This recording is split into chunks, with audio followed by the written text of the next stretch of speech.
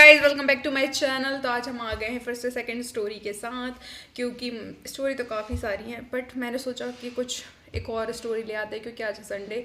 तो आज हम बना लेते हैं कुछ बढ़िया सा। तो आज हमारी स्टोरी बहुत इंटरेस्टिंग है। आज मेरे ऊपर नहीं है कोई स्टोरी, आज एक बहुत ही इंटरेस्टिंग कैरेक्टर है जो मैं उनसे काफ़ी इंस्पायर होती हूँ। और अभी वो इस दुनिया में नहीं हैं, पर वो उनका इम्पैक्ट बहुत लंबा रहा और मेरे अंदर आज भी है।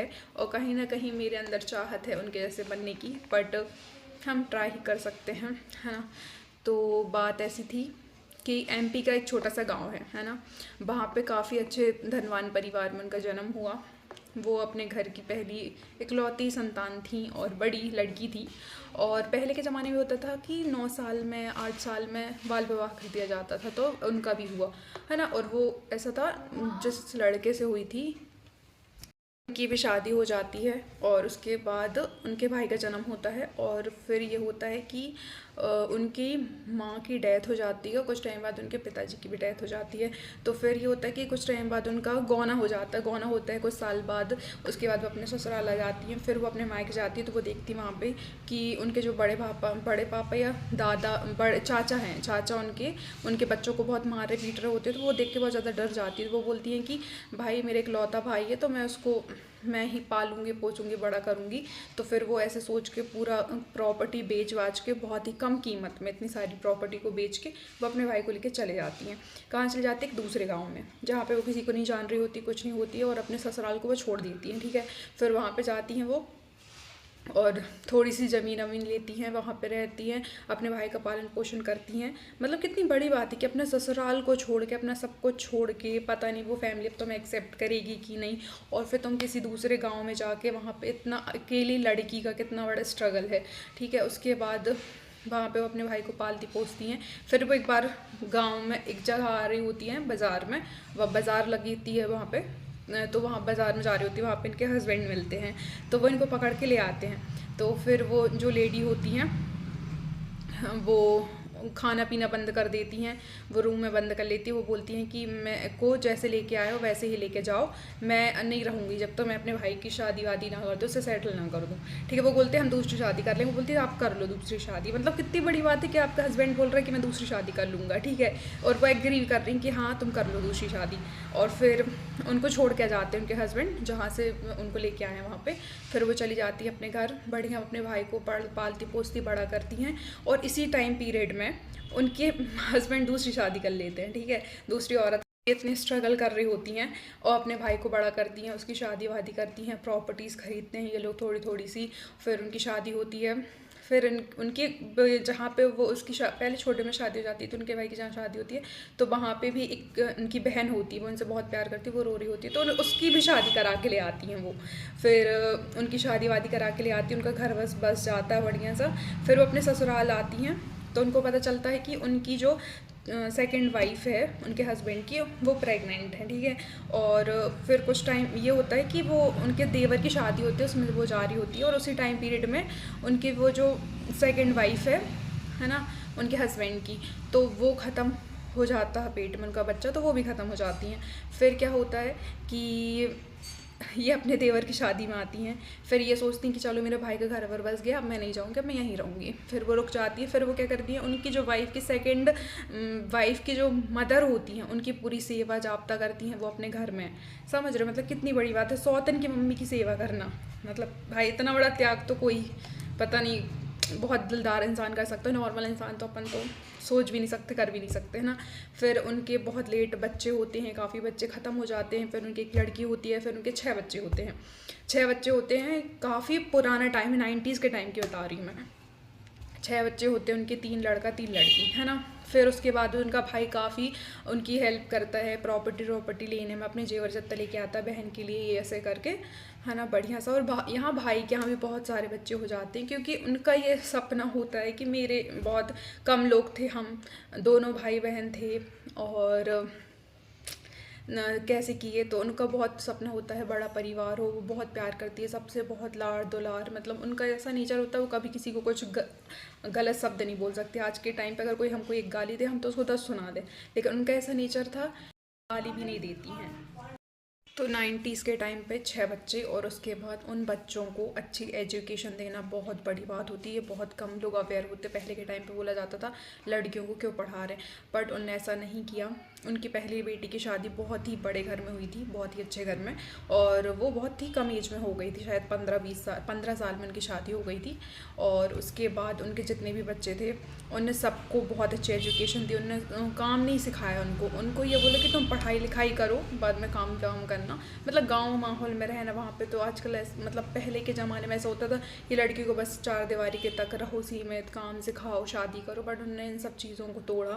मतलब कितनी बड़ी बात है उस ज़माने में कि उनने अपने बच्चों को अच्छे से पढ़ाया लिखाया। उनकी बेटी उस ज़माने में जबलपुर के होम साइंस कॉलेज से कॉलेज करी, जो कि बहुत बड़ी बात है। अगेन आप लोगों को लग रहा होगा यार क्या ही है, नहीं, पर उस ज़माने में 90s के दौर में बहुत बड़ी बात होती थी। और उसके बाद उन्होंने समाज में लोग इतनी सारी बातें करते थे कि अरे पढ़ा रही लड़कियों को, ये कर रही हैं वो कर रही हैं, लेकिन उन्होंने किसी के ऊपर ध्यान नहीं दिया। उन्होंने बहुत पढ़ाया लिखाया बच्चों को, अपने सारे बच्चों को, जो जहाँ तक पढ़ सकता था सबसे इतने प्यार से बात करती थी, इतने अच्छे से वो करती थी। वो काफ़ी बुजुर्ग हो चुकी थी उस टाइम तक।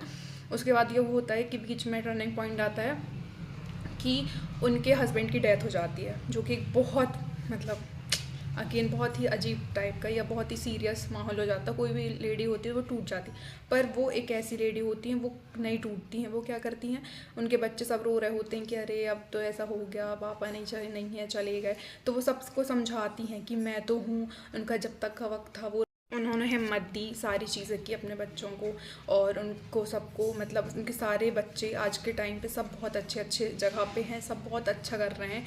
पर उस टाइम पे समाज से लड़के, समाज की बातों को ध्यान न देके लोगों को पढ़ाना, अकेली औरत जब हस्बैंड चला जाता है उसके बाद कैसे रन करना फैमिली, बहुत बड़ी बात होती है ना। फिर उन्होंने बहुत अच्छे से सब कुछ, सबकी शादी वादी की, सब कुछ किया, बहुत अच्छा किया। और उसके बाद उनको एक अजीब बीमारी हो जाती है, फिट आने की। तो सोचो मतलब उस औरत का शुरू से लेके लास्ट तक का जो टाइम पीरियड था वो कितना स्ट्रगल भरा था। मतलब कभी अगर आप देखो एक जगह की उनको चैन की शांति मिली हो, सुकून मिला हो कि हाँ चलो अच्छी ज़िंदगी मिल गई, हाँ ये वो, कभी नहीं। तो भी वो इतनी खुश थी, सब परिवार को देख देख के खुश रहती थी कि मेरा बड़ा परिवार ये है वो है। मतलब उनको हमेशा स्टार्टिंग से लेकर एंड तक उनको हमेशा स्ट्रगल मिला, स्ट्रगल फेस की। उनको बहुत लोगों ने बहुत कुछ बोला, लेकिन वो कभी नहीं डरी, हमेशा नहीं डर रही, हमेशा। मतलब अपन बोलते हैं ना कि यार हमारी लाइफ में कितना स्ट्रगल है, कितना स्ट्रगल है, लेकिन जब अपन ऐसे लोगों का टाइम देखते हैं तो लगता है यार हमारी लाइफ में तो कुछ भी नहीं था। ना माँ बाप का प्यार मिला शुरू से, ना कुछ मिला उनको, ना उनको उनके हस्बैंड का प्यार मिला, ठीक है। उसके बाद उन्हें अपने भाई के लिए सब कुछ छोड़ दी थी।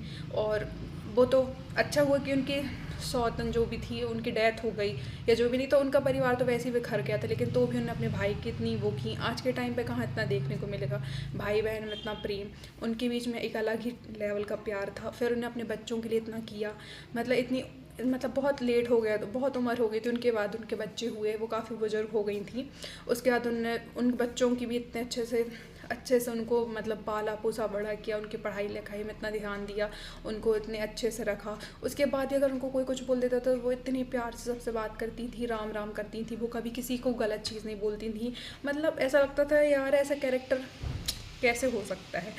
फिर उनको एक अजीब बीमारी लग जाती है, ठीक है, और तो भी मतलब वो इतनी खुश रहती हैं। वो पशु पक्षी हर इंसान से, हर चीज़ से इतना प्यार करती हैं। अगर उनको कोई जानवर या कोई इंसान मिल जाता कहीं पे तो वो रोक के मतलब चाय पी लो, ये कर लो, वो कर लो, मतलब हर इंसान को प्यार से बेटा आ जा, बैठ, ये खा ले, वो कर ले, मतलब हर किसी से इतने प्यार से बात करना, ये करना, वो करना। फिर भी इतना झेलने के बाद मतलब नॉर्मल टाइम में आज हमारे पास सब कुछ है, हम लोग तो इतना ग्रेटफुल नहीं होते हैं, पर ऐसे लोग सोचो उस टाइम पे इतना झेलने के बाद, सब कुछ करने के बाद इंसान कितना खुश परिवार को देख के कि वाह यार मेरा परिवार है, ऐसा है वैसा है।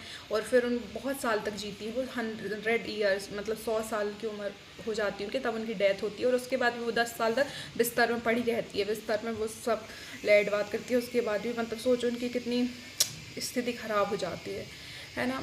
तो शुरू से लेकर लास्ट तक उनकी लाइफ में स्ट्रगल रहता है। मुझे तो एक भी टाइम नहीं देखा कि वो उनकी लाइफ बहुत अच्छी है, और अपन तो छोटे मोटे स्ट्रगल देख के वो हो जाते हैं। तो उनकी लाइफ से मेरे को ये सीखने को मिला लाइफ में कि कितने काइंड हार्टेड लोग भी होते हैं दुनिया में, है ना, कितने सेल्फलेस पीपल भी होते हैं, जो अपने आप की अपनी खुशी को त्याग के दूसरों के लिए इतना करते हैं वो तो भगवान तुल्य है। उनकी कंपैरिजन अपन तो कर भी नहीं सकते ना, अपन इतना कुछ कर पाएंगे लाइफ में, पर ट्राई कर सकते हैं कि वैसे बनने का। और इतनी गालियाँ या कोई कुछ भी बोल देता था तो उसको कभी पलट के जवाब नहीं देना, उसको हमेशा आशीर्वाद ही देना। मतलब उस टाइम पे वो कर्मा में कितना भरोसा करती थी, समझती थी, है ना। और अपने बच्चों को हमेशा उन्होंने अच्छी एजुकेशन देने का ट्राई किया और दिया भी। और सब उनके बच्चे आज इतने सक्सेसफुल हैं और कहीं ना कहीं उनके अंदर भी, सब सारे बच्चों के अंदर मैं जिनसे भी मिली हूँ तो वो बहुत ही ज़्यादा मतलब लविंग है, केयरिंग है। ये सब अपने माँ बाप से आता है ना। चाहे आपको छल कपट सिखाया जाए बचपन में, चाहे आपको लविंग केयरिंग सिखाया जाए, तो उनके सारे बच्चों में लव, केयर, सब सब मतलब वो अपने जैसे मानना सबको, ये बहुत कम होता है। ये कहीं ना कहीं अपनी फैमिली से आता है, अपने बड़ों से आता है। तो मैं उनका कैरेक्टर जब देखती हूँ ना तो मेरे को लगता है, जब मैं उनकी स्टोरी सुनती हूँ तो मैं बहुत इमोशनल हो जाती हूँ। मैं बहुत ज़्यादा क्लोज थी उनसे और उनको मेरे को मतलब बहुत बड़ी इंस्पिरेशन है वो। उनके जैसे शायद ही अब दुनिया में कोई हो। तो ऐसा था, ये थी हमारी स्टोरी। तो हमारी स्टोरी कंप्लीट होती है छोटे से फॉर्म में।